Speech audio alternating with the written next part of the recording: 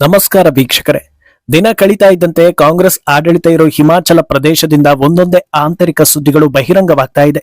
ಸರ್ಕಾರ ನಡೆಸೋದಕ್ಕೆ ಸಾಧ್ಯವಾಗದೆ ದೇವಸ್ಥಾನದ ಹುಂಡಿಗೆ ಕೈ ಇಡೋದಕ್ಕೆ ಬಂದವರಿಗೆ ಕೋರ್ಟ್ ಚಾಟಿ ಬೀಸಿದೆ. ಇದು ತಮ್ಮ ಸ್ವಾರ್ಥಕ್ಕಾಗಿ ದೇವಸ್ಥಾನಗಳನ್ನ ಬಳಸಿಕೊಳ್ಳೋ ಎಲ್ಲಾ ನೀಚ ರಾಜಕಾರಣಿಗಳಿಗೆ ಕೊಟ್ಟ ಹೊಡೆತದಂತಿದೆ. ಜೀವನ ಪೂರ್ತಿ ಹಿಂದುತ್ವ, ಸನಾತನ ಹಾಗೂ ದೇವಸ್ಥಾನಗಳನ್ನ ದ್ವೇಷಿಸಿಕೊಂಡು ಬಂದು ತಮ್ಮ ಮರ್ಯಾದೆ ಉಳಿಸಿಕೊಳ್ಳೋದಕ್ಕೆ ಹುಂಡಿಗೆ ಕೈ ಹಾಕುವವರಿಗೆ ಜನರು ಹಿಡಿ ಶಾಪ ಹಾಕ್ತಾ ಇದ್ದಾರೆ.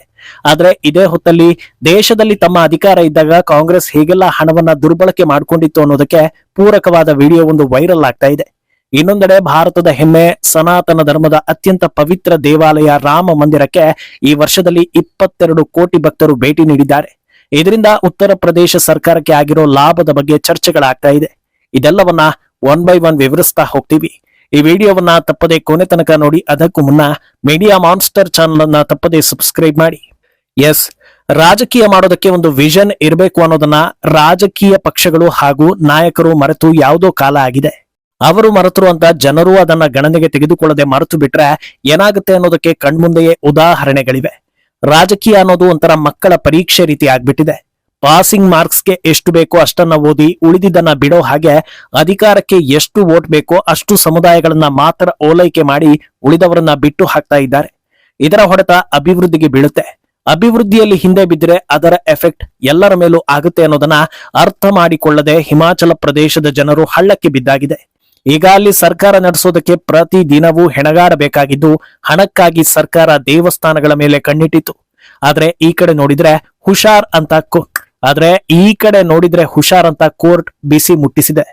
ಈ ಹಿಂದೆಯೇ ಹಿಮಾಚಲ ಪ್ರದೇಶ ಸರ್ಕಾರ ದೇವಸ್ಥಾನಗಳ ದುಡ್ಡನ್ನ ಸರ್ಕಾರಕ್ಕೆ ಬಳಸಿಕೊಳ್ಳುವ ಬಗ್ಗೆ ಒಂದು ಮಾಹಿತಿ ನೀಡಿತ್ತು. ಆದ್ರೆ ಅದಕ್ಕೆ ಹಿಂದೂಗಳಿಂದ ವ್ಯಾಪಕ ವಿರೋಧವೂ ವ್ಯಕ್ತವಾಗಿತ್ತು. ಬಳಿಕ ಅದು ಕೋರ್ಟ್ ಮೆಟ್ಟಿಲೇರಿತು. ಈ ಕುರಿತಂತೆ ಮಹತ್ವದ ಆದೇಶ ನೀಡಿರೋ ಹಿಮಾಚಲ ಪ್ರದೇಶ ಹೈಕೋರ್ಟ್ ದೇವಸ್ಥಾನಗಳಲ್ಲಿ ಸಂಗ್ರಹ ಆಗೋ ಹಣ ಪವಿತ್ರವಾದದ್ದು, ಅದನ್ನ ನಿಮ್ಮ ಯೋಜನೆಗಳಿಗೆ ಬಳಸಿಕೊಳ್ಳೋದಕ್ಕೆ ಯೋಚನೆ ಮಾಡಬೇಡಿ ಅಂತ ಖಡಕ್ ವಾರ್ನಿಂಗ್ ಕೊಟ್ಟಿದೆ. ಇದು ಅಲ್ಲಿನ ಸರ್ಕಾರಕ್ಕಿದ್ದ ಕೊನೆಯ ಆಶಾಭಾವನೆಗೆ ಬ್ರೇಕ್ ಹಾಕಿದೆ. ಯಾಕಂದ್ರೆ ಬೇರೆ ಯಾವ ಧರ್ಮಗಳ ದುಡ್ಡು ಸರ್ಕಾರಕ್ಕೆ ಸಿಕ್ಕೋದಿಲ್ಲ. ಅಲ್ಲಿನ ಹಣವನ್ನ ಬಳಸ್ಕೊಳ್ತೀವಿ ಅನ್ನೋ ಹೇಳಿಕೆ ಕೊಡೋ ಧೈರ್ಯವೂ ರಾಜಕೀಯ ನಾಯಕರಿಗೆ ಇಲ್ಲ. ಹಿಂದೂಗಳು ಶತಮೂರ್ಖರಾಗಿರೋದ್ರಿಂದ ಯಾರು ಬೇಕಾದ್ರೂ ಬಂದು ಏನನ್ನ ಬೇಕಾದ್ರೂ ಎತ್ಕೊಂಡು ಹೋಗಿ ಎನ್ನುವಷ್ಟು ವಿಶಾಲ ಹೃದಯಿಗಳಾಗಿರೋದ್ರಿಂದ ಆಗಿದ್ದಾಗ್ಲಿ ಅಂತ ಒಂದು ಪ್ರಯತ್ನವನ್ನ ಮಾಡಿದ್ರು. ಆದ್ರೆ ಹಿಂದೂ ಸಮಾಜದಲ್ಲಿ ಎಲ್ಲರೂ ಮಲಗಿರದೆ ಕೆಲ ಮಂದಿ ಎಚ್ಚರ ಇರೋದ್ರಿಂದ ಈ ಅಟೆಂಪ್ಟ್ ಫೇಲ್ ಆಗಿದೆ ಎನ್ನಲಾಗ್ತಾ ಇದೆ. ಅಂದಹಾಗೆ ಈಗ ಅಸಲಿ ಆಟ ಶುರುವಾಗ್ತಾ ಇರೋದು. ಬರಿದಾದ ಭೂಮಿಯಲ್ಲಿ ಎಲ್ಲಿ ಬಗೆದ್ರೂ ನೀರು ಸಿಕ್ಕೋದಿಲ್ಲ ಅನ್ನೋ ಹಾಗೆ ಉಚಿತಗಳನ್ನ ಘೋಷಿಸಿ ಅದನ್ನ ಕೊಡಲಾಗದೆ ಎಲ್ಲಾ ಕಡೆಯಲ್ಲಿ ಬಗೆದು ನೋಡೋ ಪ್ರಯತ್ನಗಳು ವಿಫಲವಾಗಿ ಸಾಗ್ತಾ ಇದೆ. ಒಂದು ಕಡೆ ಸರ್ಕಾರಿ ನೌಕರರ ಸಂಬಳದಲ್ಲಿ ವಿಳಂಬ. ಗುತ್ತಿಗೆ ನೌಕರರು ಸಂಬಳ ನೋಡಿ ಯಾವುದೋ ಕಾಲ ಆಗಿದೆ.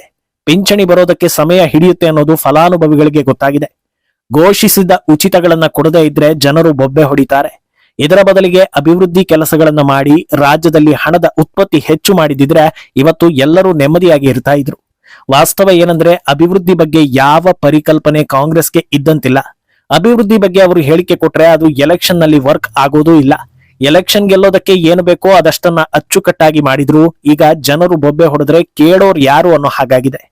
ಒಂದು ವೇಳೆ ಈಗ ಹಿಮಾಚಲ ಹೈಕೋರ್ಟ್ ಸರ್ಕಾರಕ್ಕೆ ದೇವಸ್ಥಾನದ ಹಣವನ್ನ ತೆಗೆಯೋದಕ್ಕೆ ಪರ್ಮಿಷನ್ ಕೊಟ್ಟಿದ್ರೆ ಏನಾಗ್ತಾ ಇತ್ತು ಅನ್ನೋ ಪ್ರಶ್ನೆಗೆ ಉತ್ತರವನ್ನ ಹುಡುಕ್ತಾ ಹೋದ್ರೆ ಸುಲಭವಾಗಿಯೇ ಒಂದಷ್ಟು ವಿಷಯಗಳನ್ನ ಅಂದಾಜಿಸಬಹುದು. ಅದೇನಂದ್ರೆ ಈಗ ಯಾವೆಲ್ಲ ಕಾಂಗ್ರೆಸ್ ಆಡಳಿತ ಇರೋ ರಾಜ್ಯಗಳಲ್ಲಿ ಆರ್ಥಿಕ ಸಮಸ್ಯೆ ಎದುರಾಗಿದೆಯೋ ಅಲ್ಲೆಲ್ಲವೂ ಇದೇ ತರದ ನಿರ್ಧಾರವನ್ನ ಮಾಡ್ತಾ ಇದ್ರು. ತೆಲಂಗಾಣ ಹಾಗೂ ಕರ್ನಾಟಕದಲ್ಲೂ ದೇವಸ್ಥಾನಗಳ ಹುಂಡಿಗೆ ಕೈ ಹಾಕಿ ಅಂತ ಹೈಕಮಾಂಡ್ ಆದೇಶ ಬರೋ ಸಾಧ್ಯತೆ ಇರ್ತಾ ಇತ್ತು. ಮೊದಲೇ ದಕ್ಷಿಣ ಭಾರತದಲ್ಲಿ ಅತಿ ಹೆಚ್ಚು ಭಕ್ತಾದಿಗಳಿರೋ ದೇವಸ್ಥಾನಗಳನ್ನ ಟಾರ್ಗೆಟ್ ಮಾಡೋದು ಕೆಲವರಿಗೆ ಗೊತ್ತಾಗಿದೆ. ದೇವಸ್ಥಾನಗಳಿಗೆ ಸಂಬಂಧಿಸಿದ ಅಥವಾ ದೇವಸ್ಥಾನದ ಆಸುಪಾಸಲ್ಲಿ ನಡೆಯೋ ಘಟನೆಗಳನ್ನ ದೇವಸ್ಥಾನಕ್ಕೆ ಕಟ್ಟಿ ಅದರ ಹೆಸರನ್ನ ಹಾಳು ಮಾಡಿ ಹಾಗೋ ಹೀಗೋ ಅದನ್ನ ಮುಜರಾಯಿ ಇಲಾಖೆಗೆ ಸೇರಿಸ್ಕೊಂಡ್ರೆ ಅಲ್ಲಿಯ ಸಂಪತ್ತು ಸಿಗುತ್ತೆ, ಅಲ್ಲಿ ಸಂಗ್ರಹ ಆಗೋ ಹಣವೂ ಸಿಗುತ್ತೆ ಅನ್ನೋ ದರಿದ್ರ ಉದ್ದೇಶ ಇದರ ಹಿಂದೆ ಇದೆ ಅನ್ನೋದನ್ನು ಕೂಡ ಜನರೇ ಹೇಳ್ತಾ ಇದ್ದಾರೆ. ಆದ್ರಿಂದ ಈ ಒಂದು ನಿರ್ಧಾರ ಮುಂದೆ ಆಗಲಿದ್ದ ಬಹಳಷ್ಟು ಅನಾಹುತಗಳನ್ನ ತಪ್ಪಿಸಿ ಹಾಕಿದೆ ಅನ್ನೋ ನಿಟ್ಟಿನಲ್ಲಿ ಚರ್ಚೆಗಳಾಗ್ತಾ ಇದೆ. ಹಾಗಿದ್ರೆ ಹಿಮಾಚಲ ಪ್ರದೇಶದಲ್ಲಿ ಮುಂದೇನು ಅನ್ನೋ ಪ್ರಶ್ನೆ ಹುಟ್ಟಬಹುದು. ಅದಕ್ಕೆ ದೇವರೇ ಉತ್ತರಿಸಬೇಕೇನೋ. ಯಾಕಂದ್ರೆ ಅಲ್ಲಿ ಕಳೆದ ಎಲೆಕ್ಷನ್ ಆಗಿರೋದು 2022ರಲ್ಲಿ. ಹಾಗೋ ಹೀಗೋ 3 ವರ್ಷವನ್ನ ತಳ್ಳಿದ್ದಾರೆ. ಮುಂದಿನ ಎಲೆಕ್ಷನ್ ಇರೋದು 2027ರಲ್ಲಿ. ಅಲ್ಲಿಯ ತನಕ ಹೇಗೆ ತಳ್ತಾರೆ ಅನ್ನೋದು ಜನರ ಆತಂಕ. ಅಂದಹಾಗೆ ಈ ಫ್ರೀ ಕೊಡೋದು ದೊಡ್ಡ ವಿಷಯ ಅಲ್ಲ.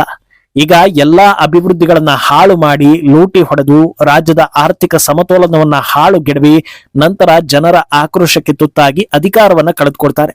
ಆದ್ರೆ ಇದರ ಎಫೆಕ್ಟ್ ಇಲ್ಲಿಗೆ ಮುಗಿಯೋದಿಲ್ಲ. ಮುಂದೆ ಬರೋ ಸರ್ಕಾರಕ್ಕೆ ಇದನ್ನ ಎಲ್ಲಿಂದ ರಿಪೇರಿ ಮಾಡಬೇಕು ಅನ್ನೋದೇ ದೊಡ್ಡ ಸವಾಲಾಗಿ ಬಿಡುತ್ತೆ. ಅಭಿವೃದ್ಧಿ ತಡವಾದ್ರೆ ಮತ್ತೆ ಜನರು ಕೋಪಗೊಳ್ಳುತ್ತಾರೆ. ಆದ್ರಿಂದ ಒಂದು ತಪ್ಪು ನಿರ್ಧಾರ ಇಡೀ ವ್ಯವಸ್ಥೆಯನ್ನೇ ಹೇಗೆ ಇಂಬ್ಯಾಲೆನ್ಸ್ ಮಾಡುತ್ತೆ ಅನ್ನೋದಕ್ಕೆ ಇದೇ ಬೆಸ್ಟ್ ಎಕ್ಸಾಂಪಲ್ ಎನ್ನಲಾಗ್ತಾ ಇದೆ. ಏನು ಕೇಂದ್ರದಲ್ಲಿ UPA ಅಧಿಕಾರ ಇದ್ದಾಗ ಹೇಗೆಲ್ಲ ಹಣವನ್ನ ಪೋಲು ಮಾಡಿತ್ತು ಅನ್ನೋದಕ್ಕೆ ಹಳೆಯ ವಿಡಿಯೋ ಒಂದು ವೈರಲ್ ಆಗಿದ್ದು ಸಾಕ್ಷಿ ಆಗ್ತಾ ಇದೆ.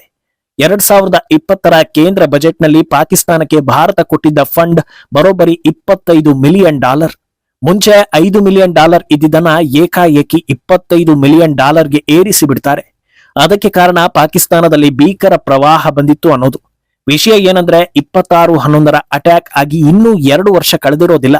ಅಲ್ಲದೆ ಪಾಕಿಸ್ತಾನದಿಂದ ಬಂದಿದ್ದ ಉಗ್ರ ಕಸಬ್ ಇನ್ನೂ ಜೀವಂತವಾಗಿ ಇರ್ತಾನೆ. ಆದ್ರೂ ಕೂಡ UPA ಸರ್ಕಾರ ನೆರೆ ಪರಿಹಾರವನ್ನ ಕೊಟ್ಟಿತ್ತು. ಈಗ ಮೋದಿ ಸರ್ಕಾರ ಪಾಕಿಸ್ತಾನಕ್ಕೆ ಕೊಡ್ತಾ ಇರೋ ಹೊಡೆತಕ್ಕೆ ಇನ್ನೇನು ಕೆಲ ದಿನಗಳಲ್ಲೇ ಪಾಕಿಸ್ತಾನ ರೆಸ್ಟ್ ಇನ್ ಪೀಸ್ ಆಗೋ ಸಾಧ್ಯತೆ ಎದ್ದು ಕಾಣಿಸ್ತಾ ಇದೆ. ಅಧಿಕಾರದಲ್ಲಿ ಇರುವವರಿಗೆ ದೇಶ ಪ್ರೇಮ ಹಾಗೂ ವಿಷನ್ ಯಾಕೆ ಮುಖ್ಯವಾಗುತ್ತೆ ಅನ್ನೋದಕ್ಕೆ ಇದೇ ಬೆಸ್ಟ್ ಎಕ್ಸಾಂಪಲ್ ಎನ್ನಿಸ್ಕೊಳ್ತಾ ಇದೆ. ಇನ್ನು ದೇವಸ್ಥಾನಗಳ ವಿಷಯ ಬಂದಾಗ ಸದ್ಯದ ಮಟ್ಟಿಗೆ ಭಾರತದಲ್ಲಿ ಎತ್ತರದ ಸ್ಥಾನದಲ್ಲಿ ನಿಂತಿರೋದು ಅಯೋಧ್ಯ ರಾಮ ಮಂದಿರ. ರಾಮ ಜನಿಸಿದ ಸ್ಥಳದಲ್ಲಿ ಬಹುಸಂಖ್ಯಾತ ಹಿಂದೂಗಳಿರೋ ದೇಶದಲ್ಲೇ ರಾಮ ಮಂದಿರ ಕಟ್ಟೋದಕ್ಕೆ ಏನೆಲ್ಲಾ ಸಮಸ್ಯೆಗಳನ್ನ ಅನುಭವಿಸಬೇಕಾಯ್ತು ಅನ್ನೋದು ಈಗ ಇತಿಹಾಸ. ಎಲ್ಲಾ ಕ್ಲಿಯರ್ ಆಗಿ ರಾಮ ಮಂದಿರ ನಿರ್ಮಾಣ ಮಾಡೋ ಹೊತ್ತಲ್ಲಿ ಕೆಲ ಅಧಿಕ ಪ್ರಸಂಗಿಗಳು ಇದರಿಂದ ಏನಾಗುತ್ತೆ, ಯಾವ ಪ್ರಯೋಜನ, ಮನುಷ್ಯ ಮಾನವೀಯತೆ ಸಮಾನತೆ ಮಣ್ಣಾಂಗಟ್ಟಿ ಅಂತ ರಾಗ ಎಳೆದಿದ್ರು. ಆ ಎಲ್ಲಾ ಅಸಹ್ಯಗಳು ಪರ್ಮನೆಂಟ್ ಆಗಿ ಬಾಯಿ ಮುಚ್ಚಿಕೊಳ್ಳೋ ರಿಪೋರ್ಟ್ ಒಂದು ಬಂದಿದೆ. ಅದೇನಂದ್ರೆ ಈ ವರ್ಷದ ಆರಂಭದಿಂದ ರಾಮನವಮಿ ತನಕ ರಾಮ ಮಂದಿರಕ್ಕೆ ಭೇಟಿ ನೀಡಿದ ಭಕ್ತಾದಿಗಳ ಸಂಖ್ಯೆ ಬರೋಬ್ಬರಿ 22 ಕೋಟಿ. ಕಳೆದ ವರ್ಷ 16 ಕೋಟಿ ಭಕ್ತಾದಿಗಳು ಭೇಟಿ ನೀಡಿದ್ರು. ಈ ವರ್ಷ ಅದಕ್ಕಿಂತಲೂ ಹೆಚ್ಚುವರಿಯಾಗಿ 6 ಕೋಟಿ ಭಕ್ತಾದಿಗಳು ರಾಮ ಮಂದಿರಕ್ಕೆ ಭೇಟಿ ನೀಡಿ ಬಾಲರಾಮನನ್ನ ಕಣ್ತುಂಬಿಕೊಂಡಿದ್ದಾರೆ. ಉತ್ತರ ಪ್ರದೇಶದ ಆರ್ಥಿಕತೆಗೆ ಅಯೋಧ್ಯ ರಾಮ ಮಂದಿರ ದೊಡ್ಡ ಬೂಸ್ಟ್ ಕೊಡ್ತಾ ಇದ್ದು, ಕಳೆದ 9 ತಿಂಗಳಲ್ಲೇ 1 ಕೋಟಿ ರು GST ಸಂಗ್ರಹವಾಗಿದೆ. ಇನ್ನು ಅಯೋಧ್ಯೆ ಸುತ್ತಮುತ್ತಲ ವ್ಯಾಪಾರಿಗಳಿಗೆ ಇದು ವರವಾಗಿದ್ದು, ಮಹಾಕುಂಭದ ಹೊತ್ತಲ್ಲೇ ಸುಮಾರು 3,000 ಕೋಟಿ ವ್ಯಾಪಾರ ದಾಖಲಾಗಿತ್ತು. ಈಗ ಇನ್ನೂ ದೊಡ್ಡ ಹಂತದಲ್ಲಿದೆ. ಇವತ್ತು ದೇವಸ್ಥಾನ ಅಂದ ತಕ್ಷಣ ಬಾಯಿ ಬಡಿದುಕೊಳ್ಳೋ ಅರ್ಧಂಬರ್ಧ ಓದ್ಕೊಂಡವರಿಗೆ ಗೊತ್ತಿಲ್ಲದೆ ಇರೋ ಸಾಕಷ್ಟು ವಿಚಾರಗಳಿವೆ. ಒಂದು ದೇವಸ್ಥಾನ ಅನ್ನೋದು ಕೇವಲ ಧಾರ್ಮಿಕ ಸ್ಥಳ ಆಗಿರದೆ ಅದು ಅಭಿವೃದ್ಧಿಯ ಕೇಂದ್ರ ಬಿಂದು ಆಗಿರುತ್ತೆ. ದೇವಸ್ಥಾನದಲ್ಲಿ ಉದ್ಯೋಗ ಸೃಷ್ಟಿ, ಸುತ್ತಮುತ್ತಲ ವ್ಯಾಪಾರಿಗಳಿಗೆ ಉದ್ಯೋಗ, ಪ್ರವಾಸಿಗರು ಬರೋದ್ರಿಂದ ಹೋಟೆಲ್ ಲಾಡ್ಜ್ ಸ್ಥಾಪನೆ ಆಗುತ್ತೆ, ಜನದಟ್ಟಣೆ ಹೆಚ್ಚಾಗೋದ್ರಿಂದ ಸಂಚಾರಿ ವ್ಯವಸ್ಥೆ ಅಭಿವೃದ್ಧಿ ಆಗುತ್ತೆ, ಸುರಕ್ಷತೆಗೆ ಹೆಚ್ಚಿನ ವೈದ್ಯಕೀಯ ಸೌಲಭ್ಯಗಳು ಹೆಚ್ಚಾಗ್ತಾ ಹೋಗುತ್ತೆ, ಮೂಲ ಸೌಕರ್ಯ ಅಭಿವೃದ್ಧಿ ಆಗುತ್ತೆ. ಇದೆಲ್ಲದರಿಂದ ಸಂಗ್ರಹ ಆಗೋ ಹಣವೇ ಜನರ ಉದ್ಧಾರಕ್ಕೆ ಬಳಕೆ ಆಗೋದು.